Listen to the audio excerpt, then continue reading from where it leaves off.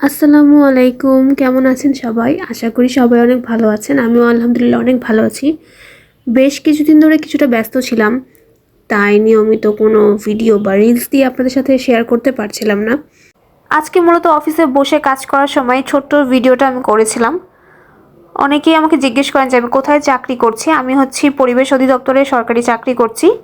অনেকেই বলতে পারেন যে পড়াশোনা অনার্স কমপ্লিট না হওয়ার আগে কিভাবে পেয়ে গেলাম। এটা হচ্ছে মূলত তাদের একটা নিয়োগ দেওয়া হয়েছিল যেখানে এইচএসসি ছিল রিকোয়ারমেন্ট এবং সায়েন্স ব্যাকগ্রাউন্ড। তো সেখান থেকে অ্যাপ্লাই করে রিটেন দিয়ে ভাইভা দিয়ে আমি এখানে জয়েন করে ফেলেছি। তো আমার অনেক বন্ধুরাই দেখা যায় ভার্সিটিতে টাইম স্পেন্ড করে, আবার কিছু কিছু বন্ধুদের আছে অনার্স কমপ্লিট হয়ে গেছে। আমি মনে করি সবারই কিছু না কিছু করা উচিত, বিশেষ করে একটা মেয়ের পড়াশোনার পাশাপাশি পার্ট টাইম হোক কিংবা ফুল টাইম হোক একটা জব করা উচিত।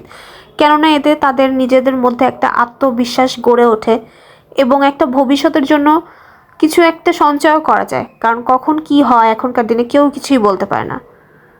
তো সবাই নিজেকে স্বাবলম্বী করে তোলার চেষ্টা করবেন, বিশেষ করে আমরা যারা মেয়েরা আছি তারা কিন্তু অবশ্যই নিজেকে স্বাবলম্বী করে চলার চেষ্টা করবেন।